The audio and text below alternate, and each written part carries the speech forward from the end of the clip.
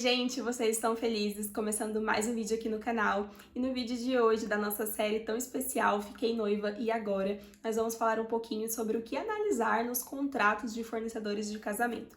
Então, primeira coisa, eu não sou advogada, tá? Vamos deixar isso claro.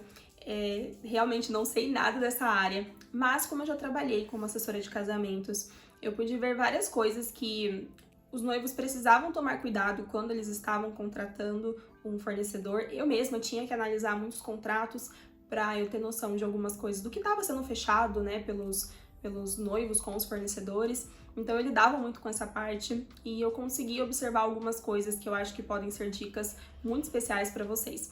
Até porque eu sei que é muito difícil o casal que realmente contrata um advogado junto no processo de organização de casamento. Então, se eu puder contribuir com algumas dicas para vocês, eu sei que vão ser muito valiosas. Então, saibam que é necessário ter contrato, sim, tá? Para qualquer coisa que vocês forem contratar pro dia do casamento de vocês. Então, qualquer serviço, por mínimo que ele seja, é necessário ter contrato. Segunda coisa, só pague se você já tiver assinado o contrato. Eu via muitos noivos que já faziam um depósito para o fornecedor, muitas vezes até o depósito à vista, e o fornecedor não tinha nem mandado o contrato para eles analisarem, ou não tinha assinado o contrato ainda. Então é muito importante que você efetue o pagamento somente depois do contrato assinado. E diga-se de passagem, contrato assinado não é contrato digitalizado, onde o fornecedor assina e manda uma cópia para você, que ele tira uma foto ou que ele digitaliza. O contrato assinado, ou ele tem que ser assinado fisicamente, ou ele pode ter uma assinatura eletrônica, que realmente é reconhecida, ou assinado eletronicamente através de plataformas, como por exemplo o DocuSign. Então, que a gente consegue ter ali uma validade legal, caso por algum motivo seja necessário vocês acionarem um contrato. Então vamos agora às dicas do que você precisa analisar nos contratos. Então a primeira delas é ficar bem atento às responsabilidades do contrato, tanto dos fornecedores quanto às responsabilidades que serão dos noivos. Então, por exemplo, as responsabilidades do fornecedor. Tudo que vocês acordaram com o fornecedor precisa estar descrito lá. Então, tudo que ele falou que ia dar para vocês, tudo que ele disse que talvez seria ali uma cortesia, se ele disse que ia estender um pouco o horário da festa, se passasse meia hora não teria problema, ele não iria cobrar hora extra, enfim, tudo que vocês acordaram precisa estar no contrato. Porque se não está no contrato, como que você vai cobrar depois dele?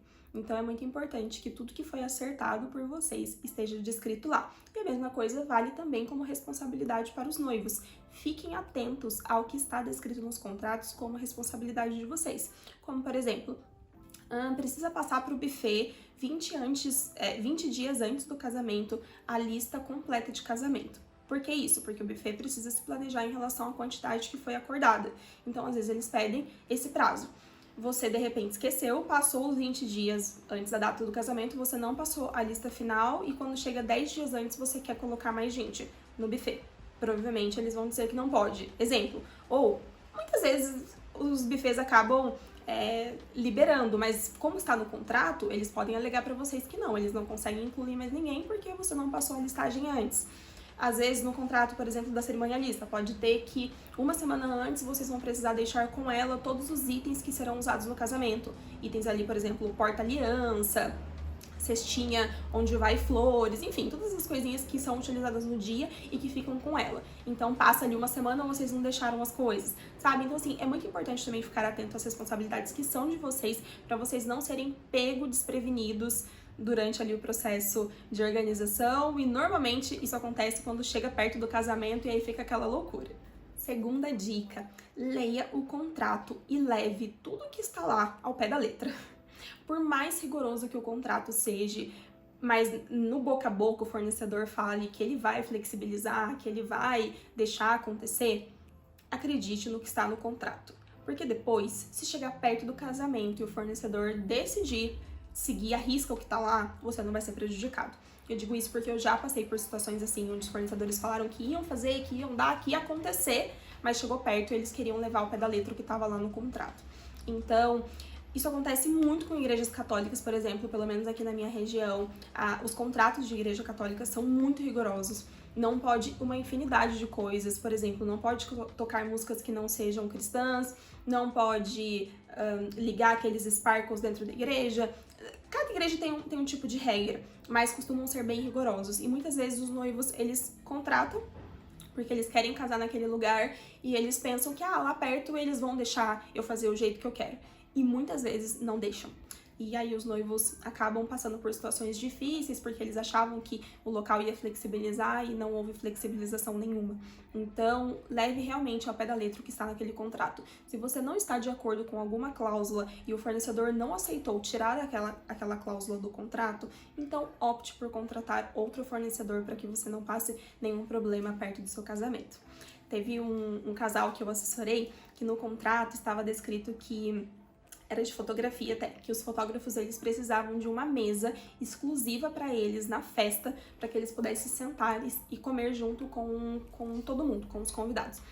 Mas normalmente a gente, como cerimonialista, eu fazia a gestão dessa questão da alimentação dos fornecedores, mas era feito em um local separado, a gente separava uma mesa restrita para os fornecedores e a gente ia chamando um por um para que eles pudessem se alimentar, e não junto com os convidados. Então eu fui conversar com os noivos, que aquilo estava no contrato, que eu ia conversar com o fornecedor para ver se a gente podia mudar. E na hora que eu falei com os noivos, eles disseram para mim: sério? Isso estava no contrato? Eu não lembro disso.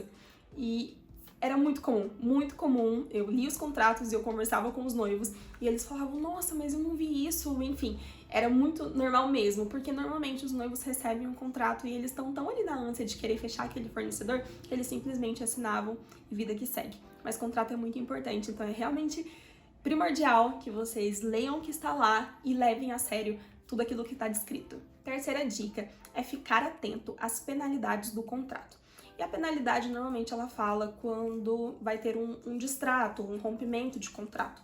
É lógico que a gente nunca pensa que algo de ruim pode acontecer quando a gente está contratando aquele serviço. A gente nunca pensa que em algum momento a gente vai precisar cancelar aquele serviço. Mas fatalidades acontecem, seja porque alguém na família pode vir a falecer e os noivos optem por cancelar o casamento, ou seja até porque uma pandemia possa acontecer e aí eles precisem cancelar, enfim. Eventualidades podem acontecer, então a gente precisa ficar atento que as penalidades elas estão ali no contrato por algum motivo, porque essas coisas podem acontecer e vocês precisam saber o que vocês vão ter que pagar ou arcar se algo vir realmente a acontecer.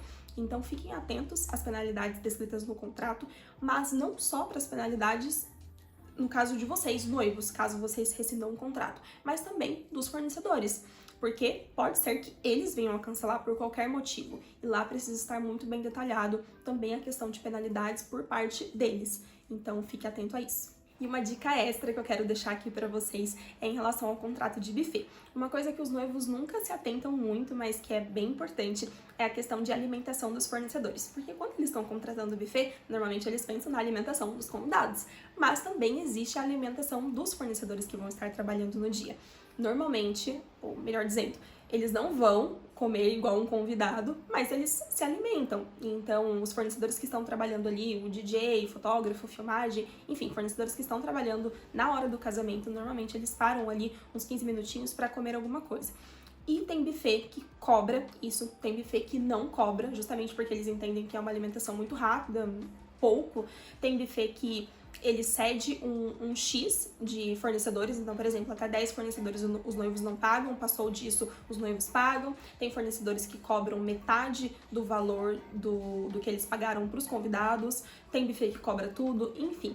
É muito importante perguntar isso para o seu buffet caso não esteja no contrato. Alguns buffets colocam isso já em contrato, o que eles vão cobrar, qual vai ser ali o tipo de negociação, mas a maioria não coloca, e aí os noivos precisam descobrir isso perto do casamento, porque normalmente também eles não sabem disso, e aí vem as surpresas. Então, se o seu fornecedor de buffet não colocou isso descrito no contrato, pergunte para ele já na hora da contratação, já deixa isso certinho negociado, peça para ele inserir essa informação, e isso vai evitar bastante coisa para vocês mais perto do casamento. E é isso, gente. Aqui estão diquinhas simples, diquinhas básicas, mas que eu tenho certeza que farão total diferença na hora de vocês contratarem os fornecedores do casamento de vocês. Espero que vocês tenham gostado desse vídeo. Não se esquece também de compartilhar com amigas que estão noivas ou amigas aí futuras noivas.